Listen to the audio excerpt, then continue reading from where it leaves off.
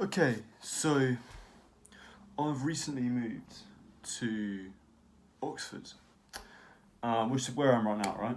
I've got a job here in Oxford, and yeah, I've moved all my stuff over. Now living in Oxford, and it's a very nice city, and I've never really seen much of Oxford before, so um, it's all quite new to me. It's all quite exciting, living here, getting to know a new city.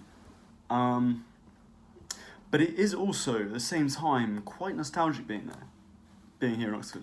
And the reason for that is because there was a time in the past where I did come here, and it was only for a few days, but those few days left quite an impression on my life. And I think back to them quite a lot. And those few days was when I came here to interview for Oxford University when I was like 17 to do classics. So just in case you don't know, basically with Oxford and Cambridge University, they have slightly different things where, unlike most universities in the UK, they'll take you in based on your grades. In Oxford and Cambridge, they have this thing where they need to interview you because they're very prestigious and whatever, and so they want to, they have a slightly different process because of their prestige, and so I applied to Oxford and they asked me to do this interview. And they needed me to do a couple of interviews, as they did for most people. And what they would do in this time period where they were going to be interviewing me, they basically invited us up, the people who were being interviewed, up to the college where we would be staying if we got accepted. Where we just stay for a few nights basically, and have a few interviews, and then so it was quite a good deal really. It was just kind of a free holiday in Oxford, and I look back on it quite fondly because this was the first time I'd really experienced or really thought about, really contemplated like that sort of uni lifestyle that is such a big deal at the time. Like I say, I was about 17, and it was so cool just to be hanging around with a bunch of people my own age, in like a university sort of accommodation. And it was really exciting. It was really fun talking to people. Like I say, we only had a few interviews, so for most of the time, we were just kind of hanging out in the college, just talking to each other. And they supplied meals and stuff like that, so it was pretty nice. But anyway, my interview experience themselves were quite interesting. And they're interesting because, well, for one, when I applied to Oxford, I just kind of did it out of habit, out of kind of, it was what everyone did if they were reasonably academic in my school. The school was quite keen to push people to do Oxford because obviously it's good for the students, but also it looks good on the school's the school's sort of school board, whatever, how many Oxford graduates it has. So it was always a bit of a vested interest. But yeah, I just kind of went to Oxford, did an Oxford interview just because it was kind of what you did. It was kind of a done thing. I didn't really think too much about it. But I wasn't actually massively interested in going. And it was interesting when I talked to everyone else who was applying for my course, because they were really emotionally invested in getting into Oxford. It was a really big deal for them.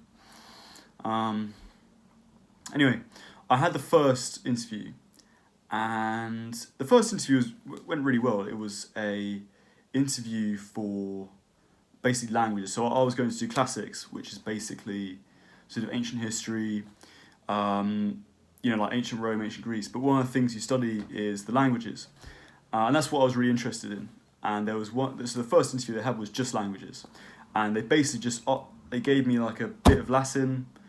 It was an extract from the Aeneid. I can tell you the exact bit. It was book 6 of the Aeneid, which is just an epic poem basically, and the first few lines of book 6. and they just asked me to translate it, and they asked me a few questions about it. And to be honest, this was a breeze. I found this really easy because I love studying Latin. You know, I liked Virgil. Like, it was, you know, in my opinion, this kind of separate topic. I feel like people make way too much about how difficult it is to translate Latin. They make it way too sort of booky and way too kind of intellectual. But the way I always came about Latin was just very kind of relaxed and sort of playful approach to translation. And I think that's freed me up to sort of learn the language like better than most people who study it. And you know, they were very impressed by it. They were like, "Oh wow, yeah." In fact, they actually stopped asking me to translate it halfway through because they were like, "Yeah, okay, you've got it, whatever." And so yeah, I walked out of that interview really happy, you know. And then I had the second interview, and the second interview was a bit more. I was a bit more sort of murky waters for it, you know. It was about sort of ancient history specifically, and I didn't really know that much about ancient history. You know, I hadn't studied it at school. I wasn't that interested in it, to be honest. But it was part of the course, so whatever, I turned up for the interview, and they gave me a bunch of really weird sort of ancient extracts and asked me a bunch of questions about them. So I think they found some ancient Greek poem. I think it was one of the Homeric hymns, and they asked me a bunch of questions about it. You know, and I had no idea what really to say. And it's funny because that's not necessarily a bad thing. You know, the Oxford interview, they're meant to give you stuff in that environment that you don't necessarily know about because they want to see how you sort of think when you don't know the answers. But even so, I could just tell I wasn't saying the right things. I wasn't really engaging with the material they were giving me in a very good way. And then they gave me this other one that was about, it was a picture of the Emperor Augustus, this kind of old statue of him that is in Naples today, I think, and asked me a bunch of questions about his breastplate. You know, historically it's like very significant.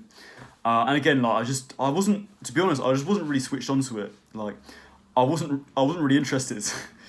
Like I could tell it was, you know, it was important, it was historically significant, whatever, but yeah, I just could tell I really wasn't engaging with it, and you know, I was quite nervous because obviously it's quite a stressful environment, but yeah, I just wasn't. I walked out of that interview and I could tell I hadn't really done the right thing, and you know, it's easy to say you're overthinking it, but I do think trust your gut a lot of the time as well. And so that was the end of the interview, and I remember the guys, because there were two guys who were interviewing me, and they just said, "All right, well, thanks very much for the interview. You know, enjoy the rest of your time here at Oxford. You know, make sure to, you know, see all the sights and stuff while you're here. You know, because it's a really beautiful, beautiful city." And yeah, anyway, I walked out of the interview room, and I was a bit of a loose end of what to do. And like I said, I was quite stressed about this interview, and it was nice to get it over with. And I just noticed like there were a lot of sort of bad emotions going on inside of me all of a sudden. And so I just decided to take like a really long walk. And I just walked across Oxford in the pouring rain, because it was like winter at the time, like it got dark really early. And yeah, I just started walking around Oxford, and I had some earplugs in, and I was listening to like sort of Arctic Monkeys. I was in my Arctic Monkeys era at the time. And yeah, I just walked around Oxford for just literally hours. Like I just got completely lost in the city, and then like it's quite a small city, but I remember just walking, keeping on walking further and further away from the college, and I ended up in somewhere in the city centre, and there was a little cafe that was open, and I remember going in and getting some food. I got like a cup of tea, and I remember them giving me this. I got this sort of cake as well. This kind of, you know, you go to those cafe shops and they have those sort of small cafes, and they have lots of homemade cakes and stuff. Yeah, I got some of that as well, and just sat there for a bit and, you know, contemplated about my life and like what am I really doing, what do I really want out of life. And anyway, eventually I finished, you know, paid, and I just walked all the way back, and I basically walked in like a straight line, so it was quite easy to find my way back. And anyway, you know, time passed. I think the next day I left, and you know, life went on its usual way. And a few months later, the results from the Oxford interview came in. So they told me whether I got into Oxford or not. And I logged onto UCAS and I saw the notification, I clicked on it, and I saw the result, and I had I almost jumped for joy. I had a really real feeling of elation when I saw what the result was. And some of you, this might be quite strange, because the result was that I hadn't been accepted. And like most people who, in my school, because like a lot of people applied to Oxford, most people who applied to Oxford, like they were really disappointed. They were really devastated that they didn't get in. And it's so weird, because I was as happy to have not got in as some people would have been if they did. It was really weird. And you know, that might sound so strange to some people, but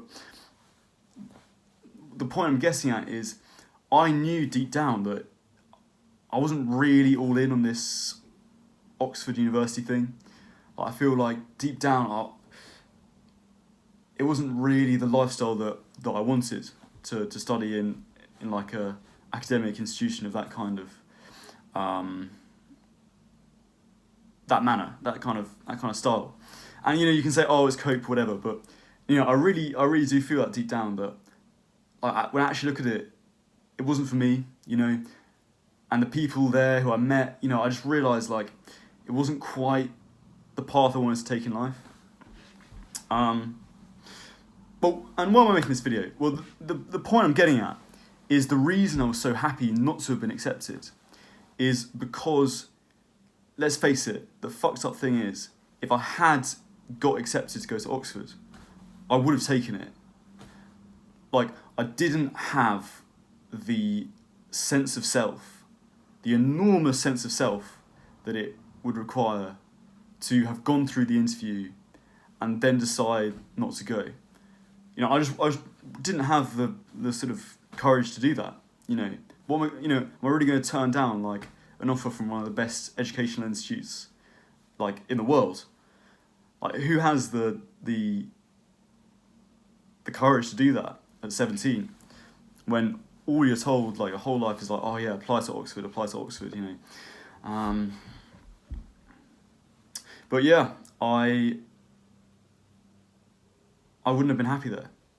And, you know, I mean, I ended up going to Manchester Uni and had, you know, so many experiences that I just wouldn't have had if I went to Oxford. And that I only got those experiences because I was rejected. And I just think that's so fucked up that I wasn't thinking for myself. You know, I'd just gone through this school system my whole life, and I just hadn't been taught how to think for myself, you know. Not one when I was doing, and there were so many applications to even get the interview in the first place, you know. I had to take exams, I had to put in my UCAS application early, you know. It was a lot of work to get these Oxford applications off, and not once did I ever really think like, hang on a minute, do I actually even want to study at Oxford? You know, is this actually going to serve me the best? Or is it just that everyone is telling me to do it? And honestly, it just boils my blood, because the time in your life is just so fleeting, and you've not got much time to do the things that you want to do, let alone the things that you don't want to do. And it just fucks me over so much that people, you know, I was never even encouraged to think even once if it was actually like a good decision for me to go to Oxford. You know, when I was at Manchester, you know, one of the fondest experiences I had, honestly, one of the fondest experiences I had was staying up till like 3 o'clock in the morning, working at a disgusting nightclub where, you know, there was fucking people throwing up. You know, you had to clear up sick every now and again. You know, you're working these late nights at a bar. dealing with drunk people, long hours, whatever. But honestly, those times when I was working at that nightclub in Manchester, those were honestly like some of the best times I had there. And you tell most people that, and they're just like, "What the fuck? Like, why would you enjoy that?" But that's a true, like, authentic desire for me, that I felt. And I think most of the time when you want to go out and do something, most people aren't going to understand it. And similarly, when you're not going to go out and do something that other people might want you to do, people are going to be like, might think that you should do. People are going to be like, "Why aren't you doing that?" And that's the exact same thing with Oxford. And I remember reading Rich Dad Poor Dad, and there's a bit in that where the writer says, like, yeah, I just in his 20s he just kept switching his job all the time. So like 1 minute he was a pilot, 1 minute he was like working in Xerox, next minute he was I don't know, a window cleaner, whatever. He just got all these different jobs, and at the time people kept saying to him like, "Oh, why do you keep switching jobs? Why are you doing this?" But it made sense to him because he knew that for him to get financial success, he needed to get a wide variety of experience in lots of different fields, and it works out really well for him. But imagine if he had listened to people back then, he wouldn't have had the success that he had in the end. And the point I'm really driving home here is you've got to look inwards to your own conscience and your own feeling of like what you want to do. And there's that Henry Ford quote, isn't there? Like, if they told me, like Henry Ford, like the guy who designed the first Ford cars, he said if I did what people would have wanted, they'd have just I'd have just built faster horses. Only you have these desires at the end of the day to do what you want to do. And I just think, don't let like society or academic institutions or parents or friends or teachers just like cloud your vision in terms of what you really want and just put you on some bullshit path that isn't right for you. Because that's the easiest road to unhappiness. And yeah, so many people in life just waste their time, and it's so sad. But yeah, I hope you've enjoyed this video, guys. It's been a pleasure. As always, like, bottom link in the description. If you want to book like a one-on-one with me, just click the link below and have a free call session. We can organise your goals, keep you accountable, stuff like that. But otherwise, it's been a pleasure.